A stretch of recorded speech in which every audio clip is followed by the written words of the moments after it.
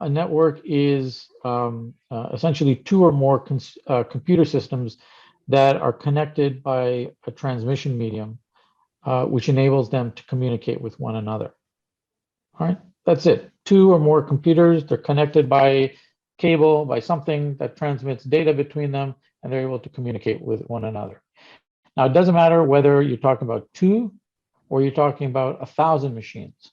As long as there's more than one, you have a network, okay? And the most famous network that we use every single day, all of us, is the internet, right? The internet is the biggest network in the world, and it is the most sophisticated network. And all of the things that I talked about with regards to performance and security, are very relevant to using the internet.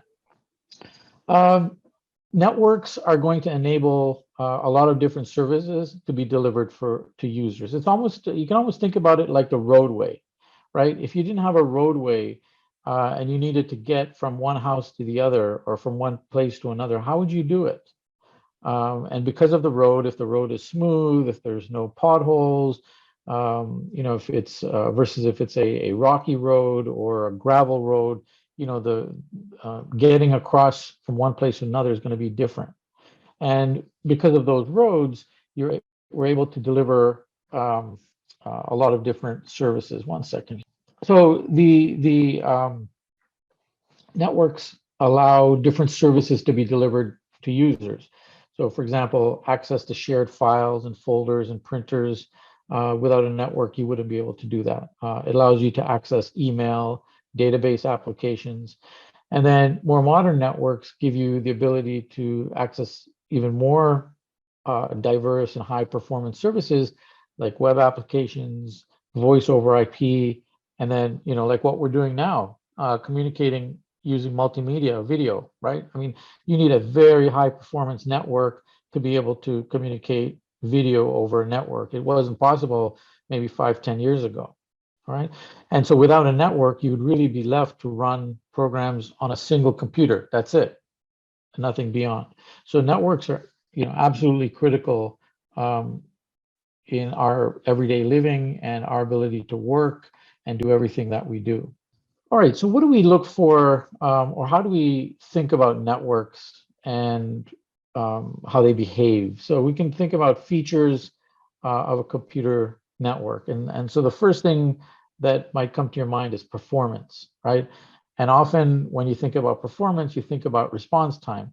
So I type in a URL, how long does it take for that page to respond and come back and for me to see the home page? So that response time is part of the performance of the network, or how well the network performs. And there's two slightly different variations of performance. One is the response time, which is obviously very important. We call that latency. And then there's another aspect of performance, which is the amount of data that can be transmitted, and we call that throughput. So sometimes people confuse latency and throughput. It's not the end of the world, but just keep in mind they're two different things. And latency just refers to how quickly something responds to you, and throughput is how much data you can push through at one time. So when you speak with Cox, your internet provider, they're going to say you get 5 gigabits per second or 1 gigabit per second. That's the throughput. That's how much data can come through at any point in time. But your latency will be governed by something else. Your latency might be governed by how far away the other device is, or how, what the transmission medium is. Is it copper? Is it fiber? Is it wireless? So that will determine the throughput. How much can I push through at one time? Does it take me an hour to download a movie, or does it take me 10 minutes? That's throughput. How long does it take for the website to respond? That's latency. So the first thing we think about is performance. The second thing to think about when you're looking at a network is the network must be able to provide the ability for devices on that network to share data. That's one of the main reasons we're using networks, is to be able to share data. And so, that's an important part of any network. And then from a backup standpoint, a network should have a central server that's going to keep the backup of all the data that's shared over the network. So in case there's a failure, there's a way to recover it very quickly. And then reliability, obviously something that all of you are very familiar with. You want a reliable network, right? You don't want your network to fail, and so you can't communicate with another device. And if it does fail, if something does go wrong, you want it to be designed in such a way that you can recover from that failure very quickly. And when we look at the network topologies, you'll see that there are some topologies that are what we call fault tolerant. They can withstand problems or issues or faults. They're fault tolerant. And there are others that are not so fault tolerant, but you really want a network that's reliable. I talked about security a little bit, and as I mentioned, this is a topic these days that just never seems to go away. It's there day in and day out. But how do you make sure that data on your network is secure, that people accessing data on the network do so in an authorized fashion? So in other words, only people are allowed to access that data. And you don't want data to be altered in any way. That's one of the key things, right? If you're sending a message to somebody and saying, or sending information to a bank and saying, I'm transferring $1,000 to this account, you don't want somebody to step in the middle and say, oh, I'm only going to send $100 and I'm going to take that $900 and put it somewhere else. So there shouldn't be any loss of data, loss of integrity of the data. So all of that is part of the job or the responsibility of a network to make sure that's possible. Scalability is absolutely critical, as I said, and so one of you just mentioned that now in our homes we have Alexa, we have Google Home, we have all these new devices. So as more devices start to get added to your network, you want your network to be able to respond favorably, or you don't want it to be bogged down just because you start to add more devices. Otherwise, when we go out and buy a new iPad or get a new phone or get a new device, you don't want things to slow down.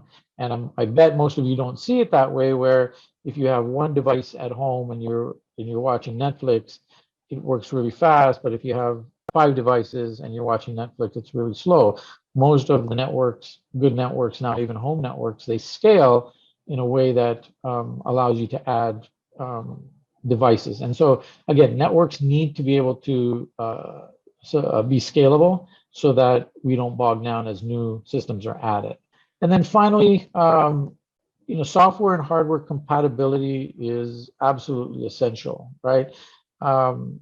And some of this is handled by by defining certain standards and defining certain protocols. But at the end of the day, no matter what kind of system somebody's running, you want your network to be able to support that, right? So in a common network, let's say in an office environment or in a school environment, you're going to have computers that are running the Windows operating system. You're going to have other computers that are running Linux. You're going to have others running Mac. You're going to have devices like iOS devices, Android devices.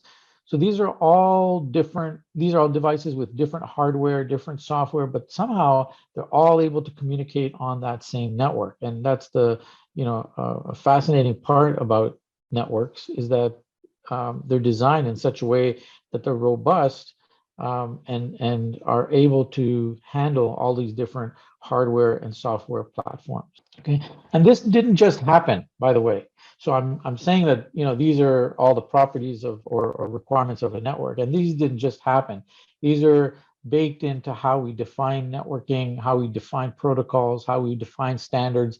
Because of all of that, you get hardware and software manufacturers then complying with those standards, and it makes it possible, right? But that's one of the things we want from our network, is to have this sort of compatibility.